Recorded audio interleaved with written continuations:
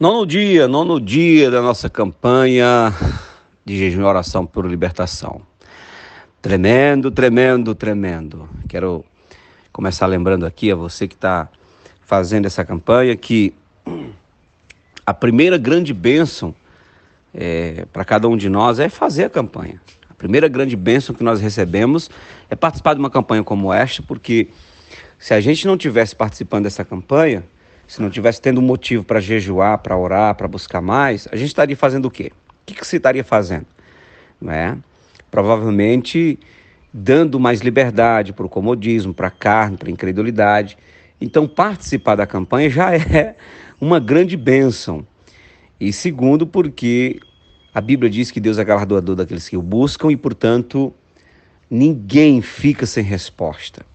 Alguns recebem respostas rápidas e outros recebem respostas que vão vindo ao longo da caminhada, mas jejuar e orar é um investimento no mundo espiritual, uma plantação no reino espiritual. Nós vamos colher tudo, porque o nosso Deus é poderoso para enxergar tudo minuciosamente.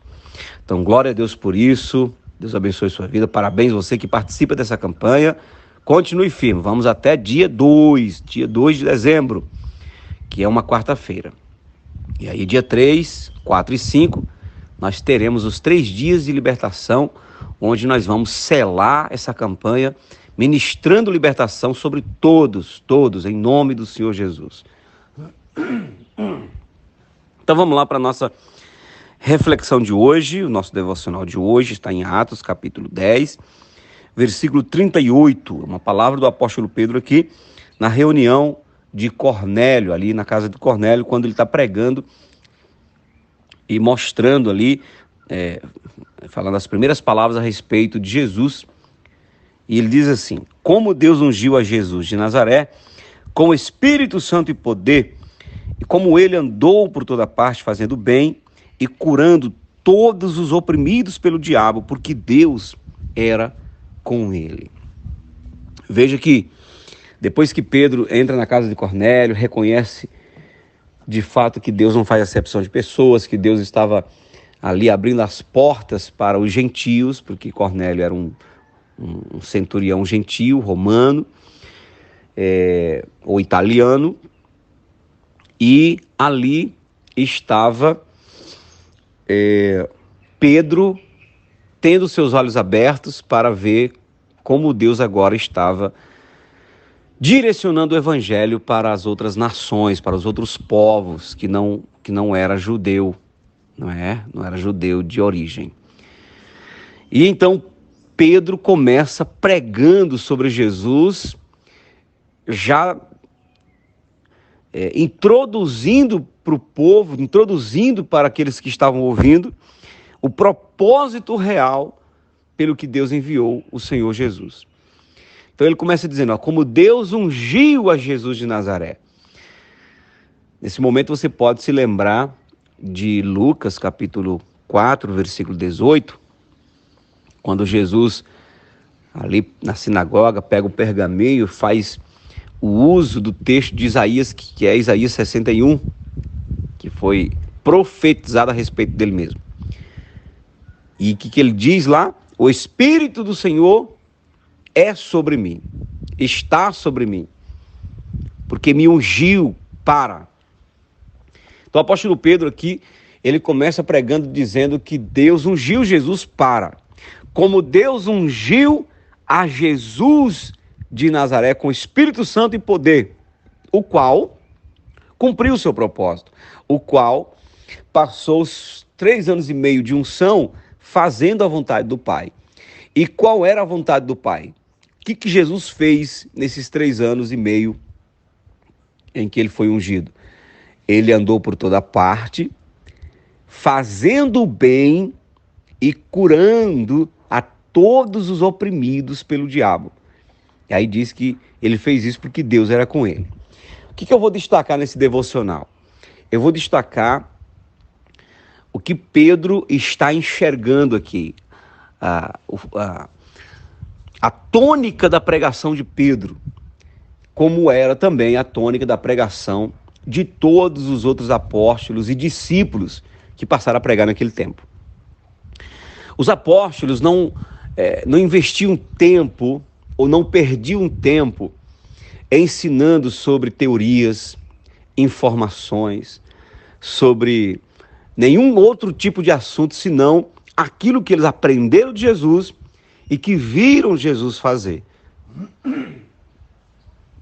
Então, o que eles ouviram de Jesus? Jesus deixava claro para os apóstolos que ele veio para libertar as almas, que ele veio para curar os enfermos, que ele veio para resgatar e redimir o homem da escravidão do pecado. Eles passaram 3 anos e meio ouvindo Jesus. Toda a parábola, todo o ensinamento de Jesus tinha a ver com a libertação do homem, com a restauração da comunhão do homem com Deus, tinha a ver com deixar claro para o ser humano que ele estava preso no mundo, estava preso no pecado, portanto precisava de um Salvador. E eles ouviram tanto isso, e não somente ouviram, mas viram o quê? Viram Jesus andar por toda parte fazendo bem. E que bem Jesus fazia? Libertando os cativos e oprimidos, curando os enfermos, curando os oprimidos que eram oprimidos pelo diabo. Lembra da mulher que estava 38 anos encurvada e que os fariseus colocaram dificuldade para Jesus curar aquela mulher porque era um dia de sábado? E Jesus diz: olha, vocês não tiram um boi, uma vaca que fica atolada no sábado?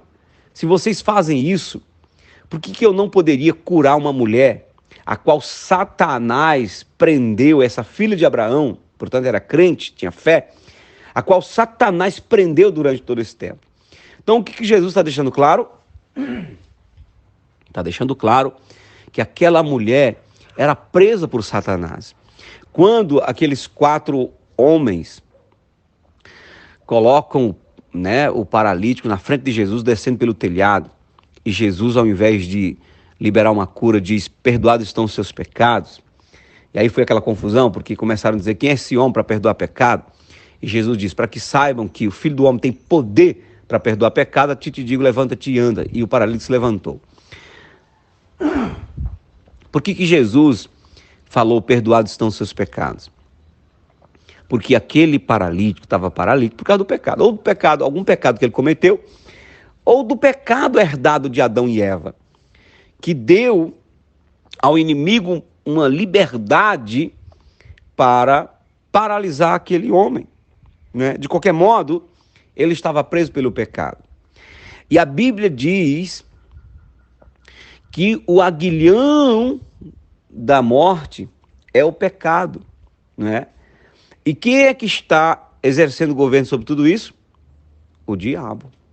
O diabo tem o aguilhão da morte, o diabo tem o poder do pecado. Então, de qualquer modo, quem estava prendendo aquele paralítico? O diabo. Então, quando Pedro diz: olha, Jesus passou por toda parte e ele andou fazendo bem, curando a todos os oprimidos pelo diabo, ele está deixando claro que Jesus veio com um propósito fundamental, que foi libertar as pessoas das garras do diabo. Isso foi que ele ensinou, e essa foi a prática diária dele: libertar pessoas, expulsar os demônios e quebrar a força do diabo.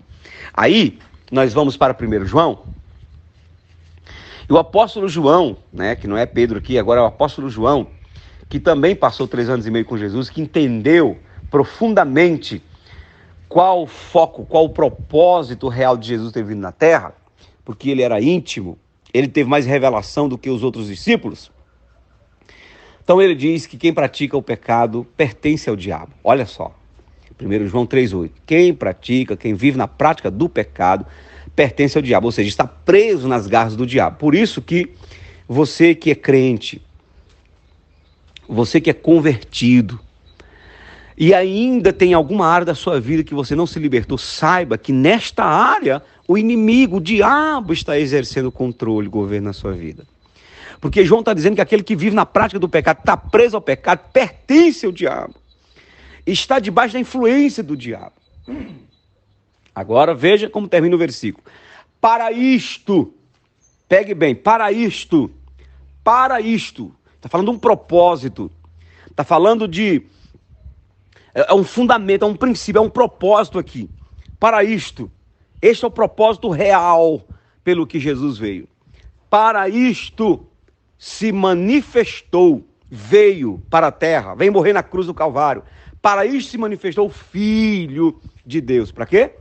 Para destruir as obras do diabo. E as obras do diabo é o pecado. São os pecados que nós praticamos, nos quais nós nos submetemos. Então, quem vive debaixo de um hábito pecaminoso está debaixo de uma influência do diabo. E Jesus, meu irmão, Jesus não veio nos libertar de uma religião. De repente, a única visão que a gente tem é essa. Eu saí do catolicismo e vim para o cristianismo. E fica com essa visão limitada de que parece que Jesus veio para libertar você do catolicismo para o cristianismo. E então, a placa denominacional, a religião, o sistema religioso passa a ser uma prioridade na sua vida. E não, Jesus não veio para nos libertar das religiões. Jesus não veio para nos tirar de um ambiente e colocar em outro, não. Jesus veio para nos libertar do pecado, quebrar as forças pecaminosas que nos prendem no pecado. E aí, quando somos libertos de verdade, aí é claro que a gente não consegue ficar em uma religião, em um ambiente religioso que prega o pecado, que não tem Jesus como centro. Mas o Senhor não veio para tirar a gente de um ambiente territorial e colocar em outro. Ele veio para nos libertar do pecado. Tem muita gente que muda da igreja católica para a igreja evangélica, sai do espiritismo para a igreja evangélica, mas não é liberto no coração e na alma, ainda está preso ao pecado. Às vezes sai lá de uma religião e fica preso a outra. Tem gente que sai do catolicismo, entra na igreja e fica presa à igreja, fica presa ao ministério, defende as regras do ministério, mas não é liberto.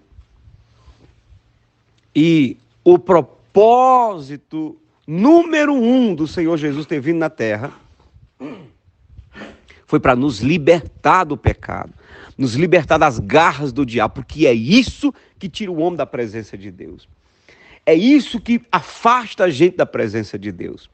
Então, para isso se manifestou o Filho de Deus, para destruir as obras do diabo. Pastor, mas Jesus teve esse ministério, Jesus viveu fazendo isso, os apóstolos também, porque estava muito recente, mas não creio que Jesus tem esse foco número 1 hoje, porque hoje está diferente, todo mundo tem uma Bíblia na mão, todo mundo pode, de maneira muito sutil ali, se libertar das suas situações. A Bíblia diz, em Hebreus, capítulo 13, versículo 8, que Jesus Cristo é o mesmo ontem, hoje e para sempre. Da mesma maneira como ele agiu quando ele chegou, ele quer agir agora e vai agir sempre, porque o pecado não muda. O que evolui? A Bíblia diz que o conhecimento se multiplicará. A tecnologia evolui, mas o ser humano é o mesmo, o pecado é o mesmo, as inclinações são as mesmas. As prisões são as mesmas. Portanto, Jesus precisa ser o mesmo para libertar a gente, não é? Que esse é o seu propósito fundamental. Então, use o nome de Jesus, vá para Jesus, declare o poder do nome de Jesus, entenda que esse é o propósito fundamental dele. Não pense que para Jesus é um peso libertar você, é um peso trabalhar pela tua libertação, não, porque ele veio para isso, foi para isso. Se você recebe muitas bênçãos e não é liberto do seu pecado, da sua prisão espiritual, Jesus olha para você e, apesar de você ser abençoado, não cumpriu o propósito, ele fica triste, porque o principal ele não está conseguindo fazer na sua vida. E por que às vezes Jesus não faz o principal na nossa vida? Porque nós não cremos, porque não focamos, porque não buscamos isso pessoalmente. Então essa campanha é para te libertar, para quebrar o poder de Satanás, quebrar o poder do diabo, para quebrar as correntes, as cadeias, te tornar completamente livre das garras desse demônio do inferno, desse lapiroto, desse diabo que tenta amarrar o povo de Deus. Você não pode se submeter a isso. Então, receba isso para a sua vida em nome de Jesus.